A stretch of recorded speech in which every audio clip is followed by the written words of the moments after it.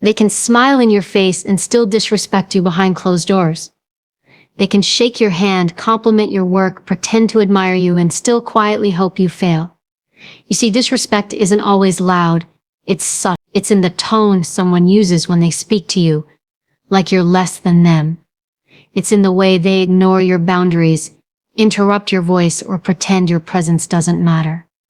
And the truth is, it hurts, especially when it comes from people you thought valued you. But here's something most people never understand: how you handle disrespect reveals who you truly are, not them. Anyone can lose their temper. Anyone can fight back, scream, or post about it online. But few can stay calm. Few can stand there, composed, unbothered, completely in control while someone tries to shake them. That kind of strength is rare. That's real power. The world is full of people who will test you, not because they hate you, but because they need to know how far they can go. They'll push your limits, cross your boundaries, and see if you'll still stay quiet, still be available, still let them take advantage. Every time you allow it, you teach them that disrespect is acceptable. Every time you let it slide, you give them permission to continue. And that's why today we're going to change that. Because respect is not something you demand with words. It's something you command with energy. When you walk into a room, people should feel your presence before you even speak. When you look at someone, your eyes should say, "I know who I am. Don't test me." You don't have to shout to be powerful. You don't have to argue to prove your worth. You just have to stand firm in who you are, and the world will adjust around you. The truth is, people who don't respect you are teaching you something valuable. They're showing you where your boundaries are weak. They're showing you where your self-worth still needs reinforcement. They're not destroying you. They're exposing what still needs to be strengthened. And once you see that, once you realize that disrespect is just a mirror reflecting where your power still leaks, you stop taking it personally. You stop getting emotional. You start responding differently. So let's talk about it. What do you do when people don't respect you? Do you chase them? Do you argue with them? Do you let it break your confidence? Or do you take a step back, breathe, and remind yourself, I am not here to convince anyone of my value. You're not here to beg for respect. You're here to embody it. In this world, the most powerful people aren't the loudest. They're the ones who move quietly, with certainty, with dignity. They don't get dragged into disrespect. They rise above it. They turn it into fuel. And that's what we're going to learn today. 5 ways to handle people who don't respect you. Not with anger, not with ego, but with unshakable control. Because once you master that, no one can touch your peace again. Respect starts long before anyone gives it to you. It starts in the quiet space between your thoughts, the place where you decide how much you're worth. Because the truth is, people don't see you as you are. They see you as you see yourself. The energy you carry tells the world how to treat you. If you move through life shrinking your presence, apologizing for existing, lowering your standards just to be accepted, don't be surprised when others treat you like you're disposable. The universe mirrors back what you believe about yourself. Knowing your worth is not arrogance. It's not about walking around with inflated confidence or pretending you're better than others. It's about having a quiet understanding that you are enough without needing to prove it. It's the kind of confidence that doesn't shout, it whispers. It shows in your posture, in the way you say no, and how you walk away from people and situations that no longer serve you. It's the art of self-respect, and that art takes practice. Most people lose their worth trying to earn someone else's approval. They chase validation, hoping that if they please everyone, they'll finally feel seen.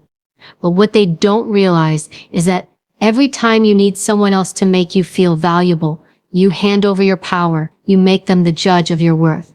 You become dependent on their opinion to feel whole. That's why people can manipulate you, because you crave their acceptance more than your own peace.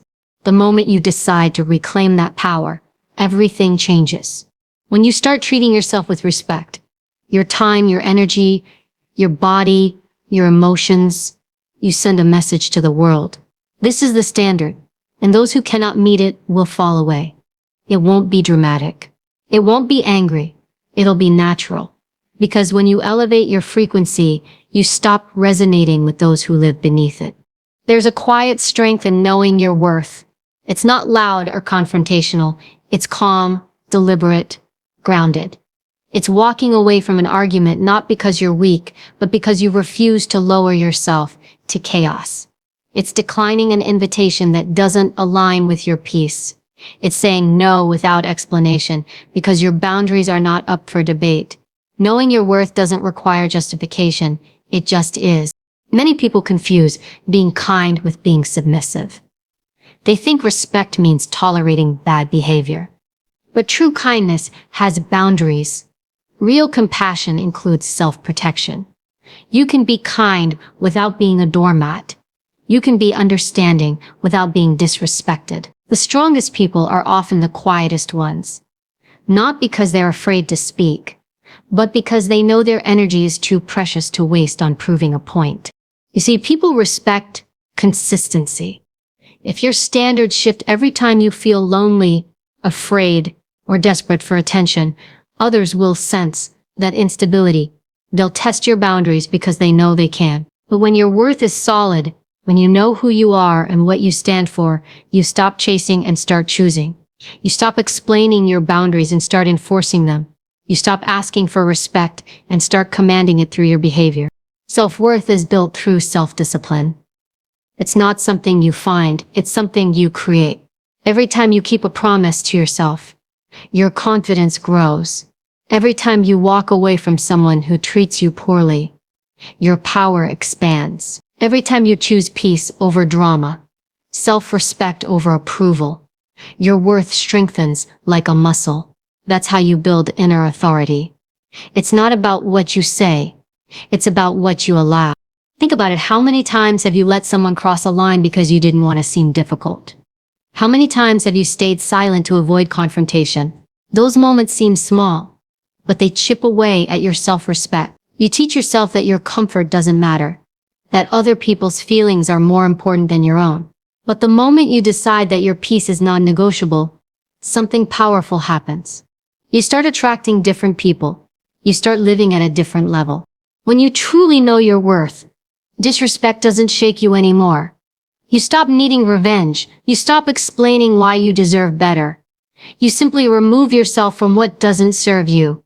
You don't chase closure. You create it because you understand that walking away from what insults your soul is not weakness, it's wisdom.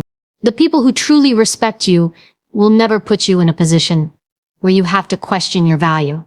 The ones who don't, let them go. Not because you hate them, but because you love yourself enough to make room for better. Detachment becomes easier when you realize your worth isn't negotiable. It's not dependent on how others treat you. It's rooted in how you treat yourself. And maybe that's the lesson life keeps trying to teach you every time someone disrespects you. Maybe it's not about them at all. Maybe it's about you remembering who you are. About you realizing that you were never meant to beg for the kind of respect that should have been freely given. Maybe it's about standing taller, speaking less, and choosing yourself every single time. Knowing your worth doesn't mean you'll never feel hurt again.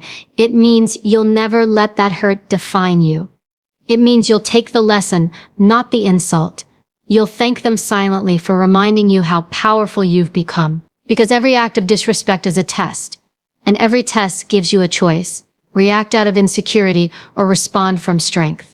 So stand tall, speak less. Move with intention. Know your worth so deeply that no one's absence, rejection, or disrespect can make you question it. Again, because once you anchor yourself in your own value, no one, not a lover, not a friend, not a boss, can ever make you feel small again. That's where true power begins. Not in controlling others, but in mastering the respect you give yourself. When someone disrespects you, the first thing they're really doing is looking for a reaction. They want to see if they can shake you. They want to pull you into their chaos, make you lose your cool, and prove that they have power over your emotions. But here's the truth. The person who controls their emotions controls the situation. Always. You can't stop people from being rude. jealous, or dismissive. You can't control what they say, what they think, or how they treat you. But you can control how you respond. And that response determines whether you rise above or sink to their level.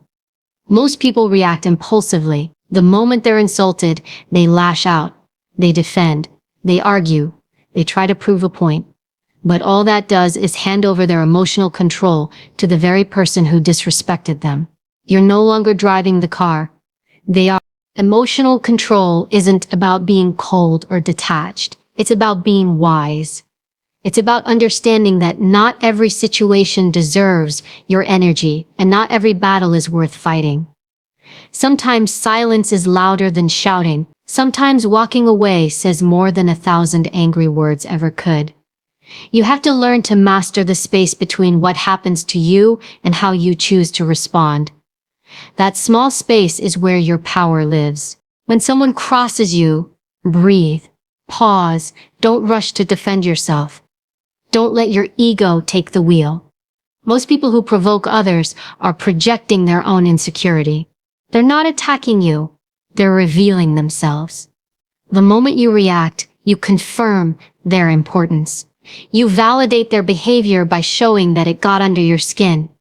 But when you stay calm, unbothered, composed, it destroys them quietly, because nothing unsettles a disrespectful person more than realizing they have no control over your emotions.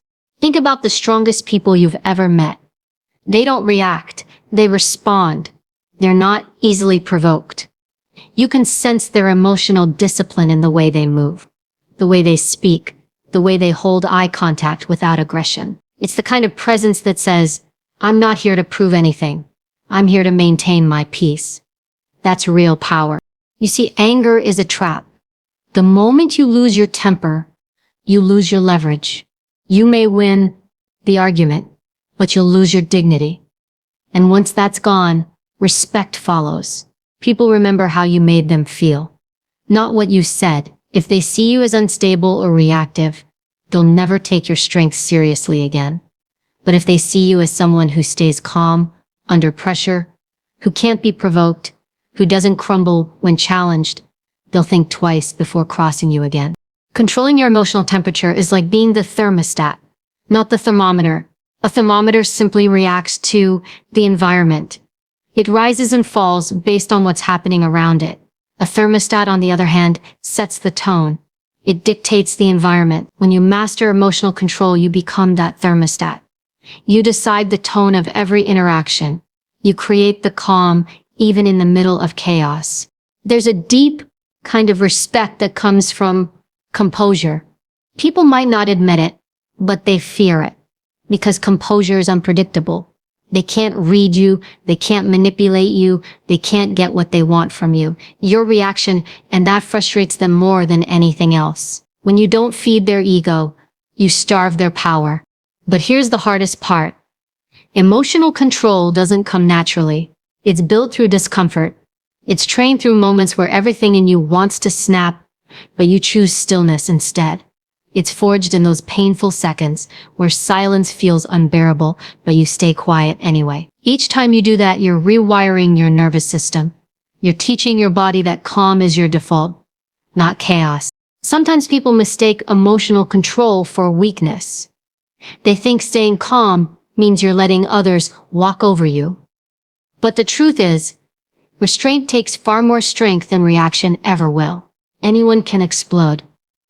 Anyone can scream, but not everyone can look disrespect in the eye and smile.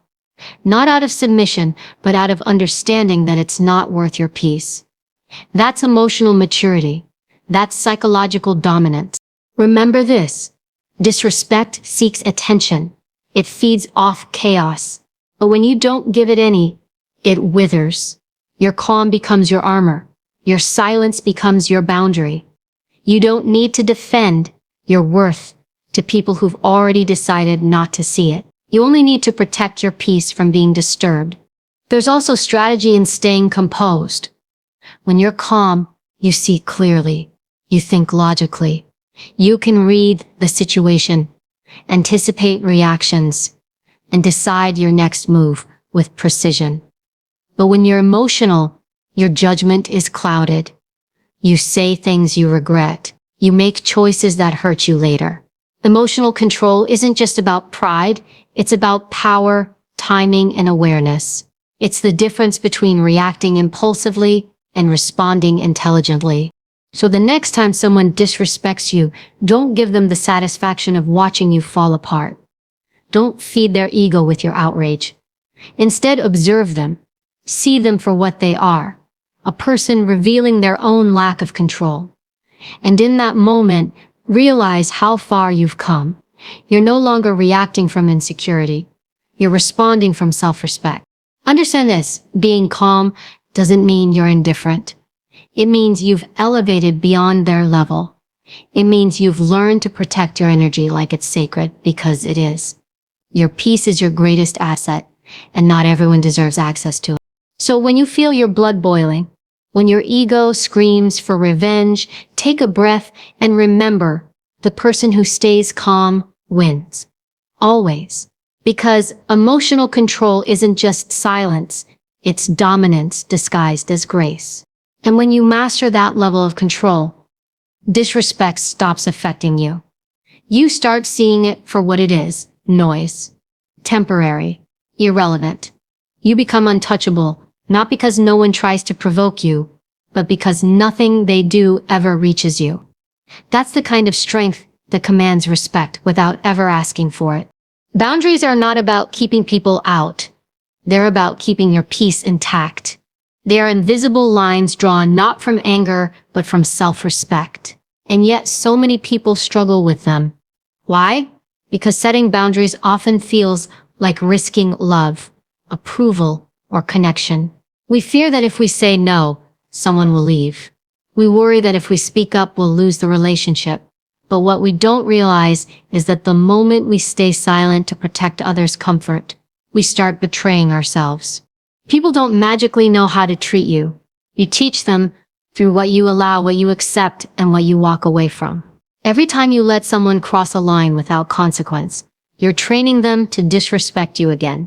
And every time you enforce your limits calmly and consistently, you're teaching them that you are not to be taken lightly. The problem is, most people don't enforce their boundaries. They announce them, they talk about them, threaten them, post about them, but when it's time to act, they fold. And when you fold, people stop believing you. Boundaries aren't words, they're actions. You don't have to explain them repeatedly. You don't need long emotional speeches. You simply need to mean what you say. If you tell someone, don't talk to me that way, and they do it again, and you let it slide, you've shown them your words mean nothing. But when you calmly walk away, without anger, without drama, you make your boundary clear. Silence and distance are often stronger than confrontation. The truth is, people will test you, especially when they're used to the version of you that tolerated everything. When you start setting boundaries, they'll accuse you of changing. They'll call you selfish, cold, or distant. But what they're really saying is, I can no longer control you the way I used to. And that's fine. Let them talk. Let them be uncomfortable. Boundaries aren't meant to make others happy. They're meant to protect your peace. Think of your energy like a limited resource. You can't pour into everyone. You can't say yes to everything. If you keep giving out of guilt, you'll end up empty, drained, and resentful. And resentment is a sign that your boundaries have been violated by others or by yourself. When you say yes but you mean no, you're teaching people that your feelings don't matter. You're teaching them that your comfort is negotiable. But the moment you begin to honor your own needs, the dynamic changes. You stop overextending. You stop apologizing for protecting your space. Boundaries are not barriers to connection. They're the foundation of healthy ones. Because when you have clear boundaries, you're not operating out of fear. You're not walking on eggshells trying to please everyone. You can show up authentically because you know where you end and where others begin. You know what behavior you'll tolerate and what you won't. That clarity builds respect, not just from others, but from yourself.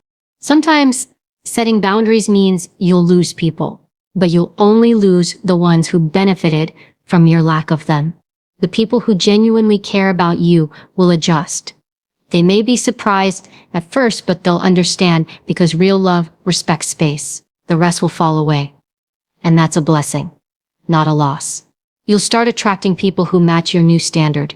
Those who value you, not just what they can take from you. There's a misconception that boundaries have to be harsh or defensive. They don't.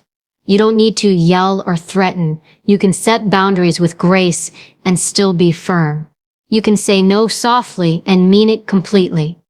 Calm confidence carries more authority than anger ever will. Because true boundaries are not about control. They're about clarity. You're not trying to force others to change. You're showing them how to engage with you respectfully. And when someone crosses a line, you don't need to argue or explain. You only need to follow through. The moment you enforce your boundary consistently, you reclaim your power.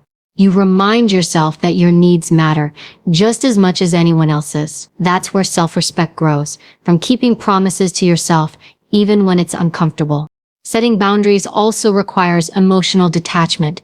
You can't set them effectively if you're still seeking everyone's approval. You have to be okay with people misunderstanding you. You have to be strong enough to disappoint others in order to stay true to yourself. Because sometimes, peace means being misunderstood. But that's a price worth paying. When you set boundaries, you stop attracting people who thrive on chaos. You stop being a magnet for manipulation. Because manipulators only survive in environments without limits. When you stand firm, they'll either adapt or disappear. Either outcome serves you. You don't need to chase anyone or explain yourself to those committed to misunderstanding you. You simply keep your energy clean and your standards high. The beauty of strong boundaries is that they don't just protect you from others, they elevate you. They make you intentional about where your time and attention go. You stop entertaining people and situations that drain you. You stop reacting to every small thing. You start living with focus and clarity. Your peace becomes sacred, and not everyone earns access to it. There's freedom in that. There's dignity in that. And once you taste it, you'll never go back to over-explaining or over-giving again. You'll understand that love doesn't mean sacrifice without limits. Kindness doesn't mean endless availability. Respect begins with you, and it's maintained by the standards you enforce. So set your boundaries like gates, not walls open to those who respect your space, closed to those who don't. Don't apologize for needing peace. Don't feel guilty for walking away. Remember, every time you say no to what drains you, you're saying yes to what strengthens you. You teach people how to treat you by how you treat yourself. If you honor your time, your space, your emotions, others will learn to do the same. But if you constantly abandon yourself to keep others comfortable, don't be surprised when they do it too. Boundaries are not selfish, they are self-care in action. And in a world that keeps asking for more, your ability to say enough will become your greatest strength. Walking away is one of the hardest things a strong person will ever do, because it requires silence where the heart wants to scream, peace where the mind wants answers, and dignity when the ego wants to fight. But make no mistake, walking away is not weakness, one of the highest forms of power a person can ever master. It's the decision to stop giving energy to things that no longer serve your peace, to people who no longer respect your presence, and to battles that no longer deserve your effort. We live in a world where people think walking away means giving up. But the truth is, it means you've finally seen things clearly. You've realized that no amount of explanation will change someone who's committed to misunderstanding you. You've understood that no level of loyalty can save a connection that thrives on disrespect. Walking away is what happens when your self-worth becomes louder than your need to be accepted. Most people stay where they're not respected because they confuse comfort with connection.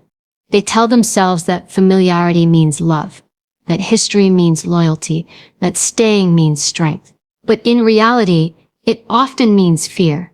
Fear of being alone, fear of starting over, fear of facing yourself.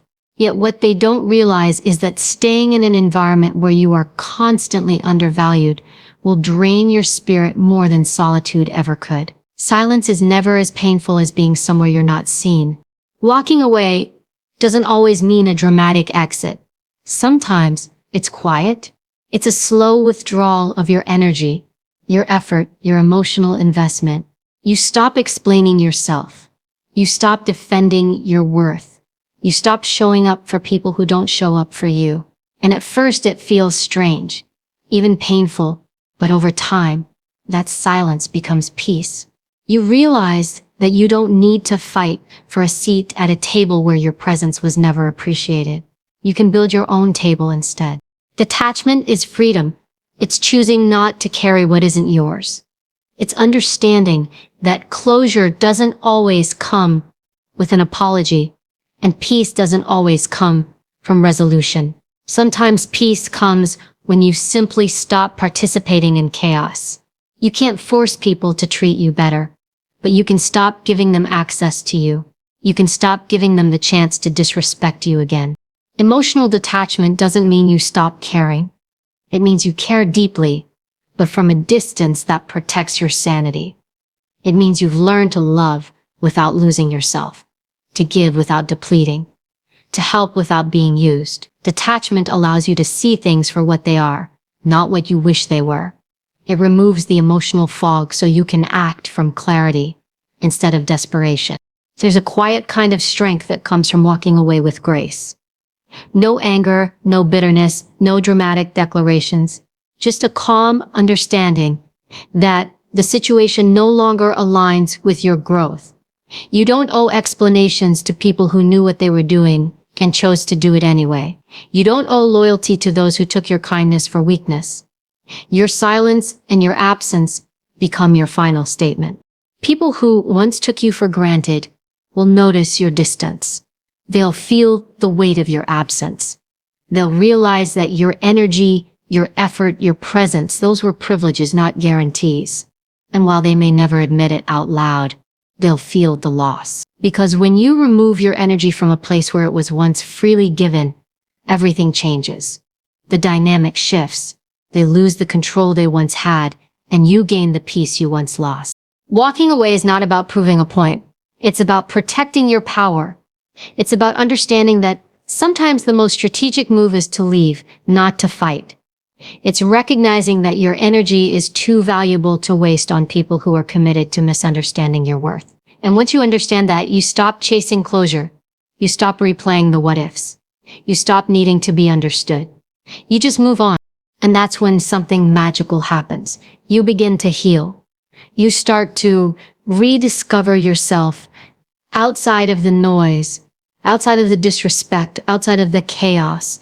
You begin to rebuild your confidence, not through validation, but through solitude. You start to realize that peace feels better than being right, that dignity feels better than revenge, that silence speaks louder than arguments ever could. People often mistake detachment for indifference, but they are not the same. Indifference is numbness. Detachment is clarity. Indifference says, I don't care. Detachment says, I care deeply, but I refuse to suffer for it. Detachment means you no longer chase people to prove your worth. You no longer beg for energy that should be freely given. You no longer explain your boundaries or justify your silence.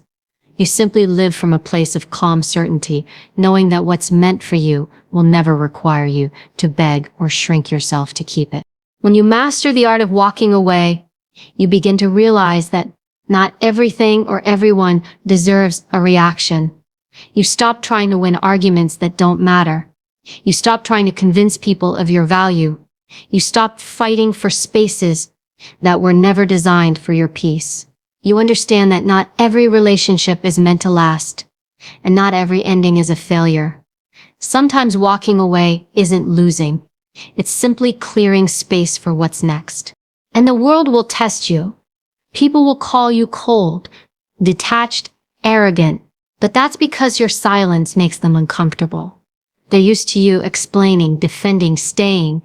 When you no longer do that, they have to face their own behavior, and most people can't handle that mirror. But you don't need to fix their discomfort. You only need to stay aligned with your peace. Walking away is a declaration. I am done giving my power to things that drain me. It's not about punishing others. It's about honoring yourself.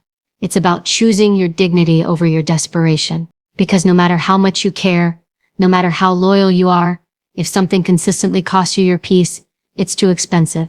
So learn to walk away. Not in anger, but in acceptance. Not to make others regret losing you, but to remind yourself that you never needed them to complete you. There's strength in your silence, power in your distance, and peace in your absence. And once you understand that, no one can ever manipulate you with disrespect again. Because the truth is, walking away isn't the end of your story, it's the beginning of the chapter where you finally reclaim your power. Pain has a way of breaking you open. When someone disrespects you, it cuts deep, not just because of what they said or did, but because it touches something personal. It shakes your sense of worth. It makes you question yourself, your kindness, your strength. But here's the truth most people never learn. Pain doesn't come to destroy you. It comes to wake you up. Every act of disrespect, every betrayal, every rejection is a mirror showing you what still needs healing inside of you. The pain isn't the problem. Staying there is. When someone disrespects you, you have two choices. You can let it make you bitter, or you can let it make you better.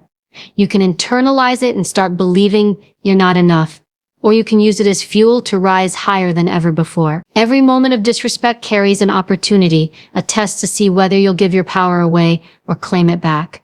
Most people get stuck replaying the pain, retelling the story, feeding the wound. But transformation begins when you decide that their behavior will not define your worth. Pain is a teacher, brutal, but honest. It strips away illusions. It shows you who's real, who's not, and most importantly, who you are when everything else falls away. Disrespect reveals what parts of you still seek approval, still crave validation, still attach your peace to someone else's opinion. It's an uncomfortable truth, but a necessary one. Because when you realize that no one can truly disrespect you without your permission, you begin to take your power back. You can't stop people from mistreating you. You can't control their words, their actions, or their lack of decency. But you can control what you do with that energy.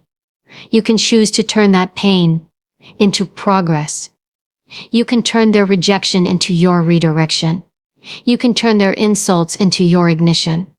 Every time someone doubts you, underestimates you, or tries to make you feel small, they're actually giving you information about your next level. They're showing you who doesn't belong there, who can't come with you, who was never meant to understand your vision.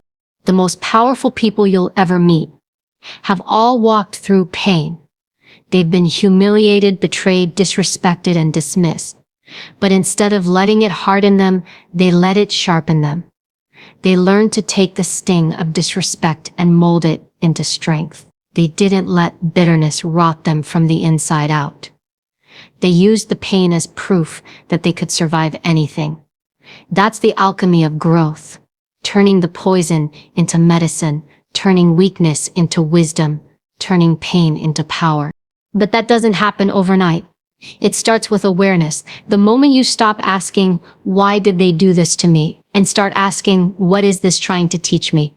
You shift from victim to victor. You stop giving energy to what happened, and you start giving energy to what you'll become because of it. Pain is inevitable.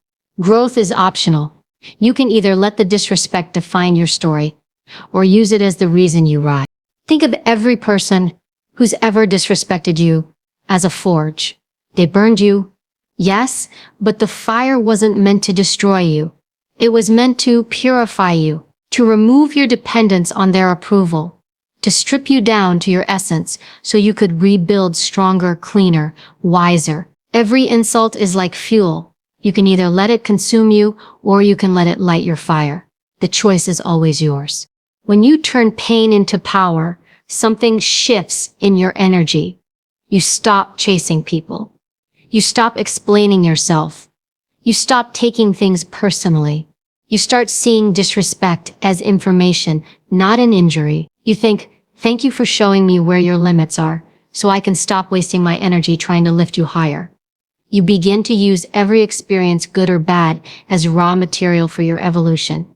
The pain becomes a tool. And there's a beauty in that transformation because the same experiences that once broke you now build you. The same words that once wounded you now fuel your purpose. You start realizing that without those painful moments, you wouldn't have developed the strength, the discipline, the emotional resilience you now carry. You wouldn't be as focused, as self-aware, as grounded. Disrespect taught you what self-respect really means. It forced you to find your own voice instead of waiting for others to hear it. Using pain as fuel doesn't mean suppressing it. It means facing it with courage. It means letting yourself feel it, but not letting it consume you. You process it. You extract the lesson. And then you move forward, stronger, sharper, more certain of who you are. Pain becomes the proof of your growth. Every scar is a story of survival. Every wound is a reminder that you've overcome worse before. And you'll overcome this too. One day you'll look back and realize that the people who disrespected you actually did you a favor. They forced you to stop settling. They pushed you to outgrow the environments where you were undervalued. They made you realize that your worth is not negotiable. You'll see that their disrespect wasn't the end of something. It was the beginning of your awakening.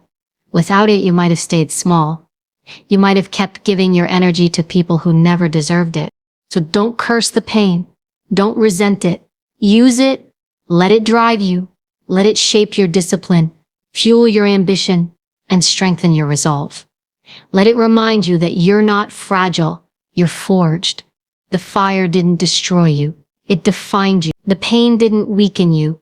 It revealed what you're made of. And every time someone disrespects you, see it for what it is, a spark, a signal that it's time to level up again. Because once you learn to turn pain into power, nothing can stop you. Disrespect no longer breaks you. It builds you. Betrayal no longer weakens you. It wakes you. You stop running from the fire and start walking through it like it was meant for you. Because it was. Every great transformation begins with a wound. Every rise begins with a fall. So the next time someone disrespects you, don't let it drag you down. Smile quietly and think, thank you for reminding me how strong I've become.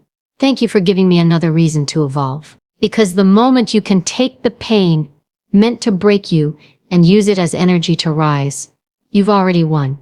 That's what it means to transform pain into power. It's not about revenge. It's not about proving them wrong. It's about proving yourself right, that no matter what they do, say, or take from you, they can't touch your fire, because it doesn't come from them. It comes from within you. There comes a moment in every person's life when you stop waiting for people to respect you and start commanding it. Not through words, not through anger, not through proving your worth to anyone, but through your presence, your discipline, your silence, and your unwavering sense of self. Respect is not begged for. It's earned in the way you move, the way you carry yourself when the world tries to push you down, the way you choose to rise every single time someone underestimates you. You don't need to change for anyone. You don't need to shrink to make others comfortable. You don't need to match their disrespect with chaos. Because when you truly know who you are, their words lose weight. Their opinions become noise, and the only voice that matters, the one inside you, becomes unshakable. That's when the game changes. That's when you step into a level of power that silence can't hide and disrespect can't touch. The truth is, you can't control how people treat you, but you can always control how you respond. You can meet pettiness with peace. You can answer disrespect with distance. You can replace resentment with focus. And that right there is what separates those who are easily broken from those who are unbreakable. So when someone disrespects you, don't try to prove them wrong. Let your success do that. When they question your worth, let your silence remind them you don't argue with people beneath your standards.